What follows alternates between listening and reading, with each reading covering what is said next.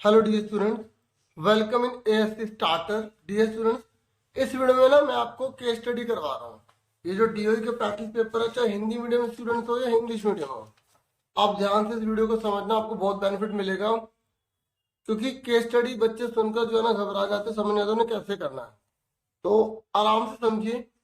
ये जो डीओई ने प्रैक्टिस पेपर इश्यू किया है ना, तो उसी में जो केस स्टडी है ना आपकी 14, 15, 16 तीन है और 4 नंबर की एक है, तो 12 नंबर हो जाते हैं। अगर आप यही कर लोगे तो आप काफी अच्छा स्कोर कर लोगे। इजी होती है, मेरा विश्वास कीजिए, मैं आपको समझाऊंगा, आपको बहुत अच्छे समझ में आएगी। तो इंग्लिश मीडियम या हिंदी मीडियम आप दोनों ध्यान से देखना। तो 14 क्वेश्चन पहले ये कह रहा है कि ना त्योहार का अवसर है तो दुकानदार ग्राहकों को आकर्षित करने के लिए छूट देता है। जैसे मान लो कोई चीज 100 रुपए की है, तो दुकानदार ने कहा भी मैं इसमें आपको 20% छूट दूंगा। तो 20% यानी कि 100 रुपए का 20% कितना हो गया? 100 रुपए का 20%, नीचे 100 लग जाएगा, यानी कि 20 रुपए। यानी कि दुकान वाला 100 वाली चीज आपको 80 रुपए में दे रहा है। तो ये कह रहा है ऐसे ही यहाँ पर एक दुकान है, इलेक्ट्रॉनिक की दुकान है। ये कह रहा है जितना भी अंकित मूल्य होगा, जितना भी उस पर आपको जो मार्केट प्राइस होगा ना, जितना भी, ठीक है, तो उस पर उसे 20% डिस्काउंट मिलेगा और सेलिंग प्राइस आपको पता लग जाएगा। ठीक है, तो कहने का मतलब यह है कि अगर मार्केट प्राइस 100 रुपए का, डिस्काउंट जो है हमने निकाल लिया, मान लो 20 रुपए निकाल लिया, तो सेलिंग प्राइस कितना हो जाएगा? मार्केट प्राइस को हम बोलेंगे अंकित मूल्य, मतलब उस पर कितना रुपए लिखा हुआ है, और बट्टा और सेलिंग प्राइस मतलब विक्रय मूल्य। विक्रय मूल्य, तो ये कह रहा है कि जो विक्रय मूल्य है वो कितना होगा। तो सिंपल सी बात है, मार्केट प्राइस में से हम डिस्काउंट घटा देंगे, 100 रुपए में से 20 रुपए घटा देंगे, तो हमारे 80 रुपए आ गए। इस तरीके से हमें करना है। अब देखो, ये मैंने आपको थोड़ा कंसेप्ट समझाया पहले। तो ये कह रहा है कि जब हमें सेलिंग प्राइस निकालना होगा, किसी भी आर्टिकल का निकालना होगा, तो हम उसे कैसे निकालेंगे? हिंदी में पढ़ सकते हो आप। ये कह रहा है अगर हमें विक्रय मूल्य निकालना है, बिक्री मूल्य निकालना है, तो हम कैसे निकालेंगे? यहां पर हमसे फॉर्मूला पूछ रहा है। क्या पूछ रहा है? फॉर्मूला। इसका मतलब ये हुआ कि एग्जाम के अंदर 1 नंबर का क्वेश्चन तो फॉर्मूले का ही आता है। ठीक है, बाकी वो देखते हैं कल का पेपर कैसा रहता है। तो हमसे पूछ रहा है कि बिक्री मूल्य का फॉर्मूला बताना है आपको। तो बिक्री मूल्य पहले हिंदी में फिर इंग्लिश में।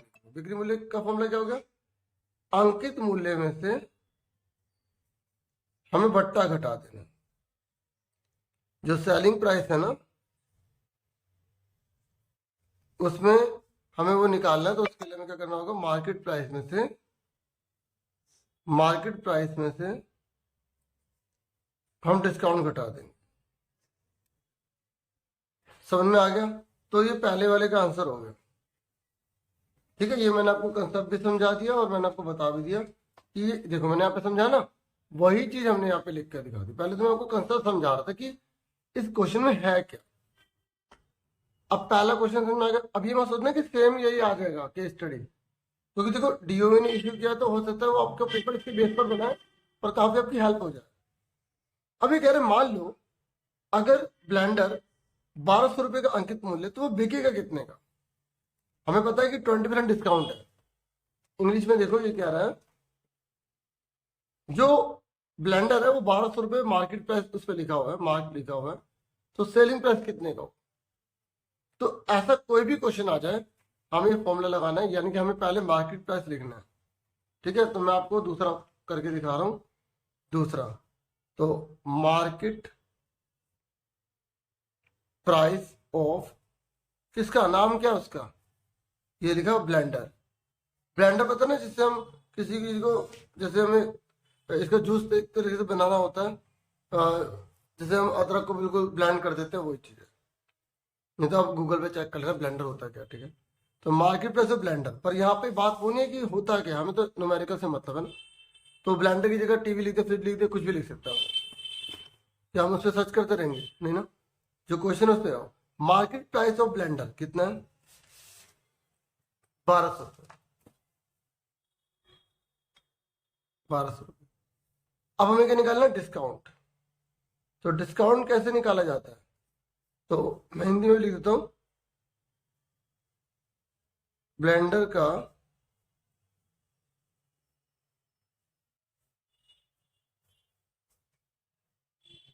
अंकित मूल्य। आप एक बार स्पेलिंग जो है यहाँ से देख लेना, ये जो लिखी हुई है स्पेलिंग देख लो, ये लिखिए ब्लेंडर, ठीक है, आधा बाय तो आधा बा बना लेना। तो ब्लेंडर का अंकित मूल्य कितने? 1200 रुपये, ठीक है। डिस्काउंट को हिंदी में क्या बोलते हैं? हम बोलते हैं छूट या बट्टा। छूट कैसे निकालेंगे? देखो यहाँ पर लिखा है 20%, क्या लिखा हुआ है? 20% लिखा हुआ है। तो 20%, 1200 का 20%।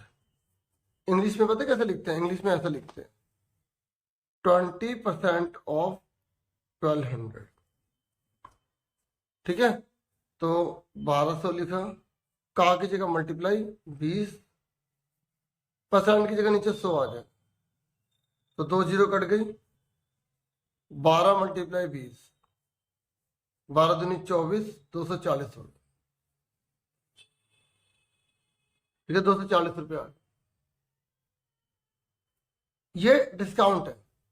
हमें पता लगाना है कि सेलिंग प्राइस कितने का होगा, तो यहां लिखेंगे सेलिंग प्राइस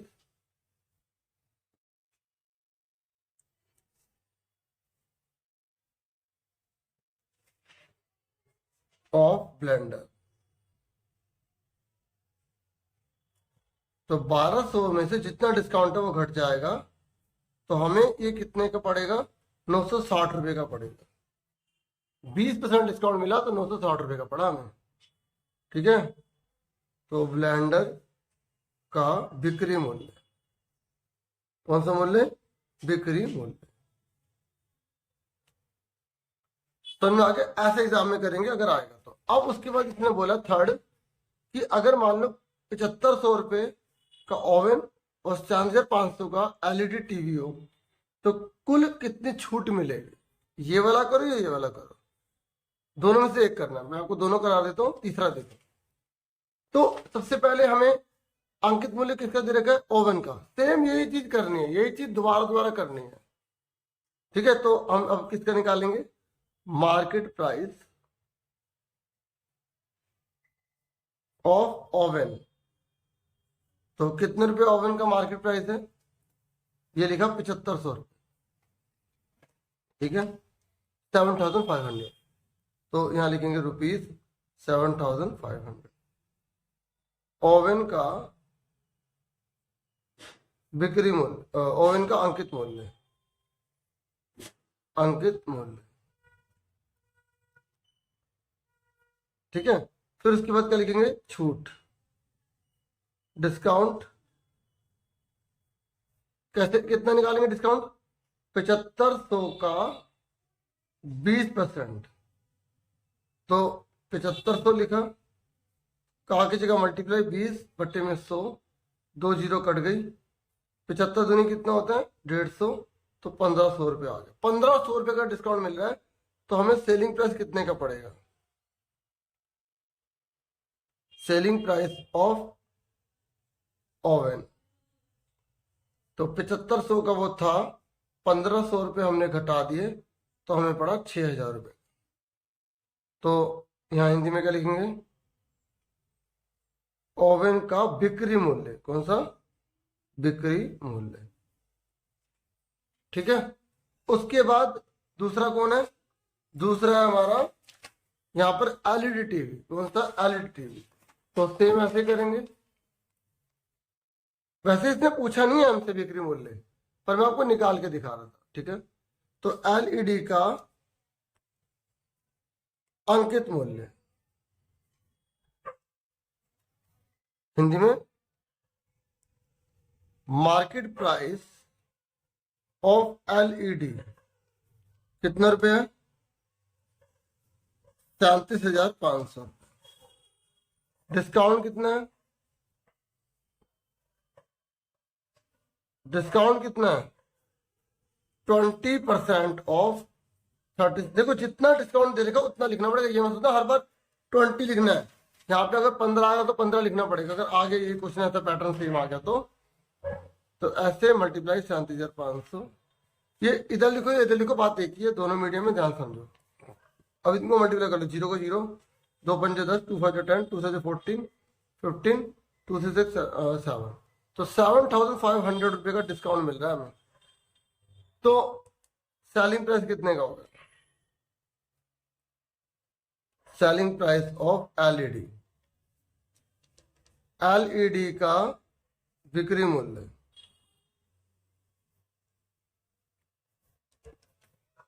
37,500 में से माइनस कर देंगे 7,500, तो हमारा कितना रहेगा? 30,000 रुपये। पर इसने पूछा क्या था? इसने तो ये पूछा टोटल डिस्काउंट निकालो। तो कई बच्चे सोच रहे होंगे सर हम जोड़ के निकाल सकते इकट्ठा? हाँ, उससे भी निकाल सकते हो, पर मैं बिल्कुल कंसेप्ट से बता रहा हूँ, ठीक है। तो कुल छूट निकालनी थी हमें, तो आप देखो इसमें कितनी छूट मिली थी हमें? 1,500 रुपये, और इसमें कितनी मिली है हमें छूट? 7,500। तो 1,500 7,500 हमें जोड़ना है, तो हमारे पास कितने रुपए आ गए? 9,000 रुपये आ गए। तो इस तरीके से हमें ये करना था, ये 9,000 समझ में आ गई? ऐसे करना था ये आंसर। अभी कह रहा है कि अगर ये ऊपर वाला नहीं करते तो नीचे वाला कर दो, तो मैं इसको रफ में ये कर देता हूँ। ये कह रहा है कि अगर म्यूजिक सिस्टम लिया और रेफ्रिजरेटर लिया 45 और 8,000 का, तो 45,000 का 20% निकालो, तो ये 45 है, तो 2 जीरो कट गई, तो 9,000 रुपये डिस्काउंट आ गया, ठीक है। तो कितने का पड़ा? 15% को 36,000 का, और 8,000 का क्या म्यूजिक सिस्टम है, तो 8,000 का 20% लगाओ, 2 जीरो कट गया, 8 दूनी 1,600 रुपये, तो कितने का पड़ गया 8 में से के साथ? तो 6,400 का पड़ गया। तो इससे मतलब टोटल बताओ कितनी अमाउंट देनी पड़ेगी? अमाउंट डिस्काउंट नहीं पूछ रहा, डिस्काउंट तो 9,000 और 1,600 है, अमाउंट पूछा तो 36,000 और 6,400, तो 36,000 और 6,400 जोड़ देंगे, तो ये हमारा आ जाएगा 6/12 42,400 आ जाएगा, क्योंकि और वाला मैंने रफ में कर दिया आपको समझाने के लिए। तो ये केस स्टडी समझ में आ गई। अगर ऐसे कोई और क्वेश्चन आ जाए तो आप कर लोगे। और अगर जब हमें देखो एक क्वेश्चन में थोड़ा सा एक्स्ट्रा बताना चाहूंगा, जो बच्चे इंटरेस्टेड है वो सुन ले, नहीं तो बाकी वीडियो को आगे कर ले, ठीक है। तो अब सुनो, जो बच्चे सुन रहे हैं वो देखो। देखो इसी क्वेश्चन को मैं यहाँ पे लेता हूँ, क्योंकि देखो जो बच्चे क्वेश्चन बदल बदल के कर लेते हैं ना, वो बहुत आगे निकल जाते हैं। मान लेते हैं हमें मार्केट प्राइस एलईडी का नहीं दे रखा, तो हमने यह लिखा मार्केट प्राइस ऑफ एलईडी, तो हमने यहां लिख देंगे एक्स, ठीक है। और डिस्काउंट हमें दे रखा 20%, तो डिस्काउंट कितने का आ जाएगा? एक्स का 20%,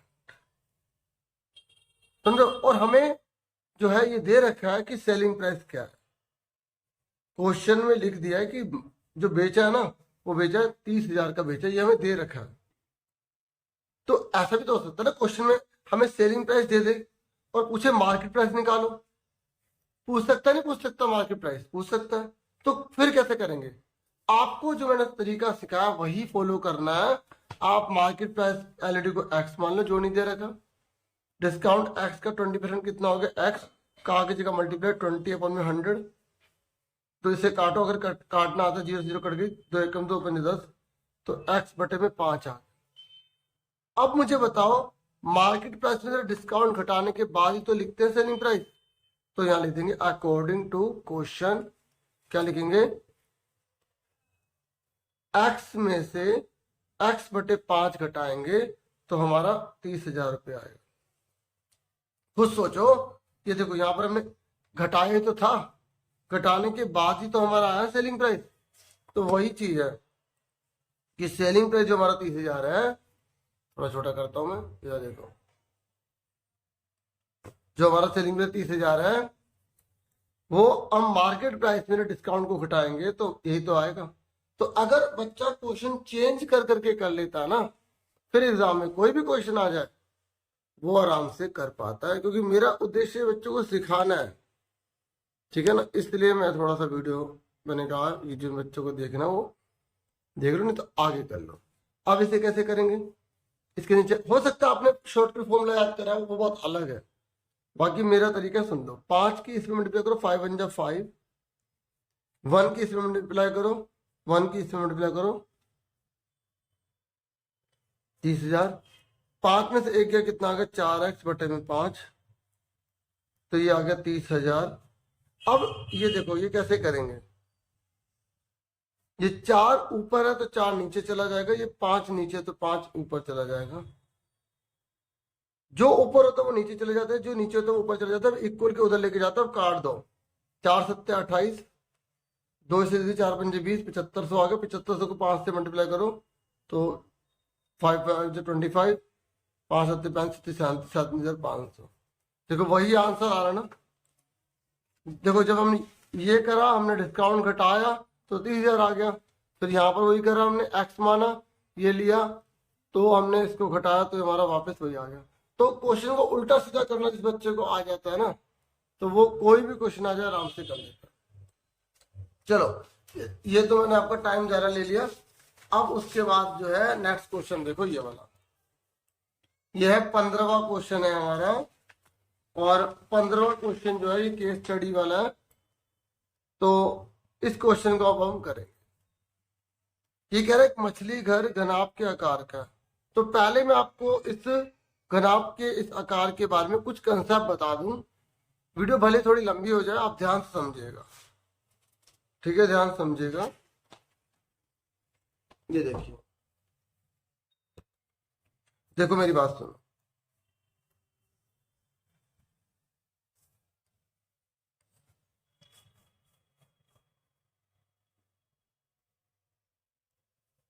ये क्या होता है, ये होता है क्यूबॉइड। क्या होता है, क्यूबॉइड।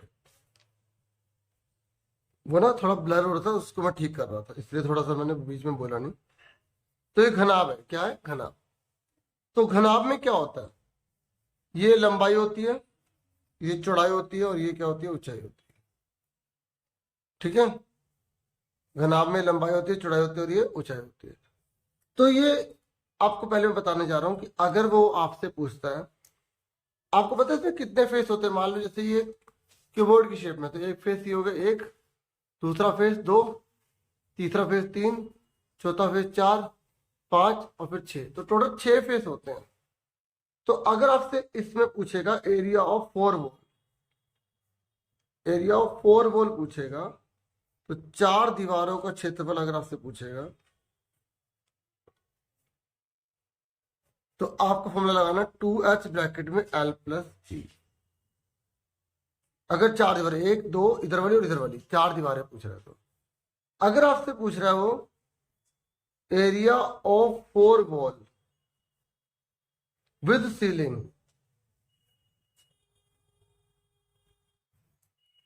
छत सहित दीवार का क्षेत्रफल, छत सहित 4 दीवारों का क्षेत्रफल, ये 4 है, ठीक है, 4 दीवारों का क्षेत्रफल, तो क्या फॉर्मूला होगा, 4 दीवारों का तो ये दे रखा है, तो ये सेम रहेगा 2h ब्रैकेट में l प्लस b, प्लस नीचे का बेस का फॉर्मूला क्या होता है, lb होता है। फिर अगर ऊपर का भी बंद करना है, सॉरी मैंने ना छत ली थी तो ऊपर का lb हो गया, ठीक है। अगर मान लो नीचे का बंद करना है, तो टोटल सरफेस एरिया, देखो नीचे का बेस लो या ऊपर की छत लो, बात एक ही होती है। अगर हम 5, ये 5 है एक तरह से, अगर टोटल सरफेस एरिया बोला तो ऊपर से बंद करना, नीचे से बंद करना, तो total surface area of cuboid का फॉर्मूला क्या होगा, तो कुल पृष्ठीय क्षेत्रफल। आपने फॉर्मूले की वीडियो देखी होगी, तो नहीं देखी तो वो देख लेना। कुल पृष्ठीय क्षेत्रफल,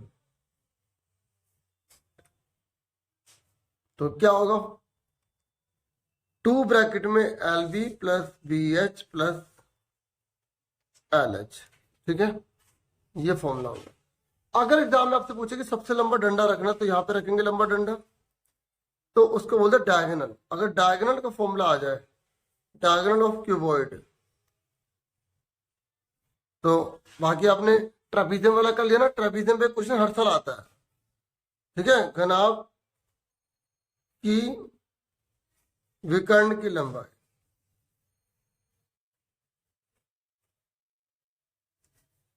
तो घनाभ के विकर्ण की कर लो, तो क्या होता है इसका फॉर्मूला, एल का स्क्वायर प्लस बी का स्क्वायर प्लस एच का स्क्वायर, ये होता है। ये मैंने पहले आपको फॉर्मूले थोड़े से बता दिए। क्या, अब आ जाओ इस टॉपिक पे। देखो, देखिए अब मैं आपको ये 15वां क्वेश्चन करवा रहा हूं, आप इसे ध्यान से समझिएगा। देखिए पहले क्वेश्चन समझ लीजिए। ये कह रहे हैं कि एक्वेरियम, ठीक है, ये कह रहे हैं क्यूबॉइड का बना हुआ है, whose external measure are 80, 30 and 40। अब ये 80, 30, 40 दे रखा है, तो जो इसकी एल है ना, जो इसकी लेंथ है वो हो गई 80, जो इसकी ब्रेथ हो गई वो 30, और जो इसकी हाइट हो गई वो हो गई 40। ध्यान से समझना, क्योंकि कई बच्चे इसको गलत कर देते हैं। ये हमने लिख लिया 80, 30 और हमें 40 दे रखा। अब इसने बोला क्या है, इसने बोला the base is to be covered with black paper. ये कह रहा है जो एक्वेरियम बना हुआ है उसका जो बेस है ना, ये जो एक्वेरियम है ना, इसका जो बेस है, ये नीचे, ये जो नीचे की ये जो चीज है, ये ब्लैक है। कैसी है? ब्लैक है। कैसे डियर? ब्लैक। और ये कह रहा है साइड फेस, जो साइड फेस, ये साइड है ना, ये साइड और ये वाली साइड, इधर की साइड, ये देखो ये फेस लिखा है, मतलब दोनों इधर उधर जो है, और जो बैक फेस है, ये एक्वेरियम सामने दिखाई दे रहा है ना, इसके जो पीछे का है, ये जो पीछे का है वो लाल कलर से। एक बात सुन लो मेरी, मैं बता रहा हूं आपको। ये ना जो एक्वेरियम है ना, जैसे मान लेते हैं ये एक्वेरियम बना हुआ है, ऐसे मान लेते हैं ये एक्वेरियम है ऐसा। मैं आपको थोड़ा छोटा करके दिखाता हूँ। ये एक्वेरियम बना हुआ है, अभी इधर से भी ढका हुआ है, ठीक है, और इधर से भी ढका हुआ है, ठीक है, जैसे ये ढका हुआ है और ऊपर से ढक्कन लगा हुआ है। अब सुनो, तो ये कह रहे हैं एक्वेरियम में जो नीचे की चीज है ना, ये काला कागज लगाया है। और कहाँ लगाया उसने? लाल कागज। लाल कागज एक यहाँ पे लगाया इधर, और एक लाल कागज इधर लगाया, और लाल कागज एक इधर लगाया। इधर नहीं लगाया क्योंकि इधर से आपको मछलियां दिखाई देंगी, जैसे एक्वेरियम में यहाँ मछलियां दिखाई दे रही ना, तो इधर और इधर लाल कागज लगाया, पीछे इसके लाल कागज लगाया, और नीचे काला कागज लगाया। समझ आ गया कंसेप्ट? तो इसने अब आगे क्या बोला, क्योंकि अगर बच्चे ने क्वेश्चन सही से समझते नहीं, फिर आंसर कहां से करेंगे बताओ मुझे? क्योंकि आंसर तो इजी आएगा। केस स्टडी इसी का तो नाम है कि आप कितने अच्छे से उस केस को समझ पाए हो। ये कह रहे जो लाल कलर है ना, 4 रुपए लेते हैं 100 सेंटीमीटर करके, यानी कि समझ लो 4 रुपए में 100 चॉकलेट डाल दिया। अब क्वेश्चन क्या पूछा, हमें तो वो करना है ना, तो लिख तो बहुत कुछ देता है, हमें करना बहुत कम होता है। ये कह रहा है डिजाइन एरिया निकालो, ब्लैक पेपर के लिए कितने एरिया चाहिए। देखो बहुत सिंपल है, तो यहां पर देखो मैं आपको सीधा कराओ दिखा, मैंने लिख दिया था ताकि ज्यादा टाइम न लगे इसमें, ठीक है, क्योंकि मैंने तो कंसेप्ट समझाना है ना मेरा काम। अब देखो the desired area of the black paper, ये तो क्वेश्चन में से देख के लिखना, क्वेश्चन में से देख के लिखा। अब जो पेपर जो नीचे लगा हुआ है वो किससे मिलकर बना है? लेंथ और ब्रेथ से, तो दोनों को गुणा कर दिया, तो हमारा आंसर आ गया 2400। अब नेक्स्ट क्या पूछा इसने, ये कह रहा है पीछे वाले फलक के लिए आवश्यक कागज का क्षेत्रफल। अब देखो ये जो एक्वेरियम के पीछे कौन सा कलर लगा है? पीछे जो लगा है वो लगा रेड कलर, और रेड कलर किससे मिलकर बना है? देखो एक्वेरियम का ये जो हिस्सा है ना, ये क्या है? लंबाई है, और ये क्या है? इसकी हाइट। तो फॉर्मूला किससे मिलकर बना? एल और एच से। किससे मिलकर बना? एल और एच। ये मैंने क्वेश्चन लिख दिया, तो एल मल्टीप्लाई एच कर देंगे। एच क्यों करा? क्योंकि एक्वेरियम जो है खड़ा होगा ना ऐसे करके, तो ये लेंथ हो गई, ये इसकी हाइट हो गई। समझ में आ गई? अब एल कितना है? एल कितना डियर? 80, और एच कितना है? 40। तो 40 से मल्टीप्लाई कर देंगे, 8 चौक 32 होगा। देखो कितना डीपली कंसेप्ट है, ध्यान से क्वेश्चन पढ़ोगे तभी कर पाओगे। फिर ये कह रहा है तीसरा पार्ट, ये कह रहा है पार्श्व सतह को ढकने के लिए आवश्यक कागज की कुल लागत ज्ञात कीजिए। तो पार्श्व कौन सा? ये लिखा पृष्ठभाग वाले उत्तक, ठीक है। इंग्लिश में देखो ये लिखा साइड फेसेस, तो साइड फेस ये वाले ना, यहां पर और यहां पर, तो ये और ये किससे मिलके बना है? ये बना चौड़ाई और हाइट से, बस ये याद रखना। अभी देखो क्वेश्चन मैं लिख दूं फटाफट। तो पहले द एरिया निकालना पड़ेगा, एरिया ऑफ पेपर रिक्वायर्ड, पहले एरिया निकालना पड़ेगा ना, रिक्वायर्ड फॉर साइड फेसेस। अब कितने फेसेस हैं? वो दो है, ठीक है। कितने फेसेस हैं? तो ये लिखोगे पार्श्व, पार्श्व सतह को ढकने के लिए आवश्यक कागज का क्षेत्रफल। तो बच्चों कितनी सतह है? वो दो है, तो दो मल्टीप्लाई करके आप क्या करोगे? बी और एस से मल्टीप्लाई कर दोगे। तो दो, बी कितना है? बी कितना है? 30, और एच कितना है हमारा? 40। तो 4 × 12 = 24, तो 2400 हमारा आ गया। अब इसने कोस्ट पूछा था, क्या पूछा था? कोस्ट। तो डियर, जो कोस्ट है ना, 4 रुपए है 100 सेंटीमीटर स्क्वायर। तो कोस्ट ऑफ 100 सेंटीमीटर स्क्वायर 4 रुपए है। तो एक एक की कितनी आएगी? 1 सेंटीमीटर की कितनी आएगी? 4/100 आएगी। नीचे ले जाओ। फिर हमारे पास कितने सेंटीमीटर स्क्वायर आया? 2400। तो 2400 को कितनी कॉस्ट आएगी? 2400 सेंटीमीटर स्क्वायर की आएगी 4/100 मल्टीप्लाई में 2400, 2 जीरो कट गई, तो 4 चौक 16, 4 दूनी 8, 9, 96 रुपये आ गए। ऐसे निकालना था। तो ये कह रहा है अगर ऊपर वाला नहीं करना तो नीचे वाला कर सकते हो। ये कह रहा है सब प्राइस है तो बहुत कलर पेपर सेम, दोनों की सेम है।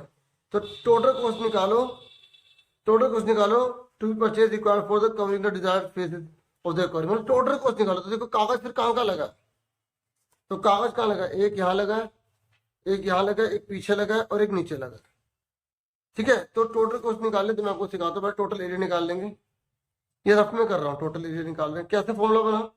तो 2BH है, बस देखो इधर और इधर, और नीचे का क्या? LV है। नीचे का क्या है?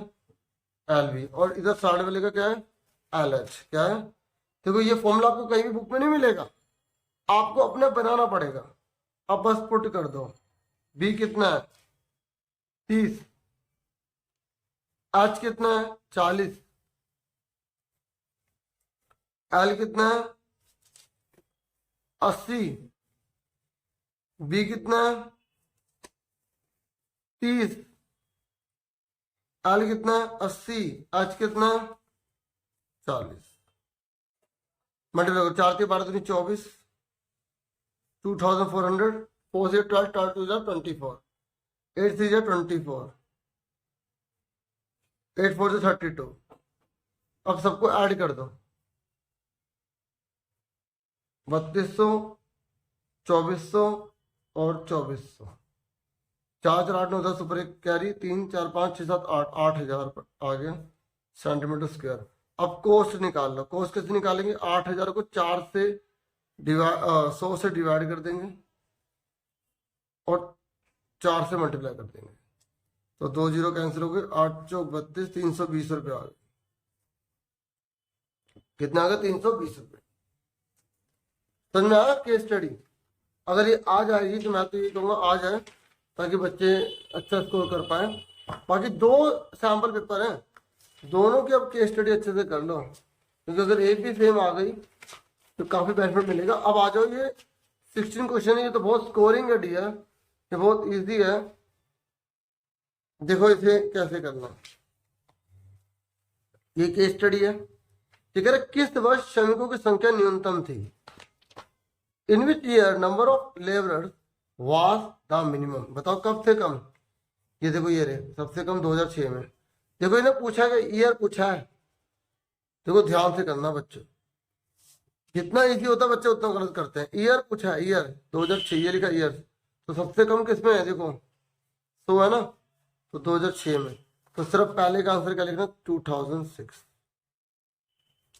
नेक्स्ट ये कह रहे 2004 और 2006 में काम पर रखे गए श्रमिकों की संख्या का टोटल करो। 2004 और 2006, 2004 और 2006 बोला, ये नहीं बोला 2004 से लेकर 2006, 2004 और 2006, ठीक है। तो 2004 में कितने थे? 600, और 2006 में कितने थे 100। तो इसका आंसर क्या है 600 प्लस 100 कितना आ गया 700। हल्के में मत लेना प्लीज। 600 प्लस 100 700। नेक्स्ट ये कह रहा है 2001 से 2004, देखो 6 आ गया, तो काम पर रखे गए श्रमिकों की संख्या में प्रतिशत वृद्धि याद कीजिए, परसेंटेज में निकालना है। सुन रहे हो मेरी बात? Find the percentage rise in the number of the labourers hired from 2001 to 2004। तो 2001 से 2004 में कितना परसेंट बढ़ गए, तो अब आपको पता कैसे करना होगा। 2001 में कितने 200, 2004 में कितने 600, तो परसेंटेज निकालने का फॉर्मूला देख लो। तो जितना इंक्रीज हुए वो ऊपर आएगा, बिगिनिंग में नीचे होना चाहिए, और मल्टीप्लाई में 100 लगा। तो देखो 2004 में से 2001 के घटा दो, तो 600 में से 200 के कितने बचे, 600 में से 200 घटा दो, बटे में शुरू में कितने थे, तो 2001 में कितने थे 200, 200 यहाँ आ जाएगा, मल्टीप्लाई में 100 लिख देंगे। अब सोल्व करो, 600 में 200 का कितने बचे 400 बटे में 200 गुणा में 100, ये 2 जीरो कट गई, 2 दूनी 4, तो 200% आ गया। कितना आ गया 200% बढ़ गया। ऐसे करना है डियर। ये अभी कह रहे 2003 से 2006 तक काम पर रखे गए श्रमिकों की संख्या में कितनी कमी आई, तो 2003 से 2006 में 2003 का क्या है 500 है, 2006 में कितने 100, तो 500 में से 100 घटा दो, कमी आई ना। और शुरू में कितने थे 500, शुरू वाला नीचे लिखना होता है। अगर 2003 पहले बोला तो 2003 वाली रकम नीचे आएगी, गुणा में 100 लगा देंगे। तो 500 में से एक गया 100, 400 बचा 500, तो 2 जीरो कट गई, 5 दूनी 10, 0 80%। तो 80% कमी आ गई श्रमिकों में। देख लो, अगर परसेंटेज वाला आ जाए तो फिर आपको ऐसे करना है। तो अभी फिलहाल वीडियो में इतना ही था। कैसे लगी वीडियो कमेंट करके जरूर बताइएगा। एक बहुत इंपॉर्टेंट इन्फॉर्मेशन सुन लो, क्लास 9 एएससी स्टार्टर के नाम से चैनल खुला हुआ है, जिसमें क्लास 9 की सारी वीडियोस है। तो प्लीज, मुझे पहले बताना था, मैं भूल गया, इसको सब्सक्राइब कर लेना। मैं आपको डिस्क्रिप्शन में एक बार कमेंट बॉक्स में लगा दूंगा, तो पोस्ट पे भी डाल दूंगा, तो आप प्लीज सपोर्ट कीजिएगा, और फिर आपको वीडियोस 9 की भी मिलती रहेंगी लगातार, ठीक है। बाकी मैं कोशिश करूंगा और आपको वीडियो प्रोवाइड कर सकूं। अभी मैथ्स की अभी टाइम है। तो thank you for watching. Video को लाइक करें, सब्सक्राइब करें। Take care dear students. खूब मन लगा के पढ़ाई करें और खूब मेहनत करें।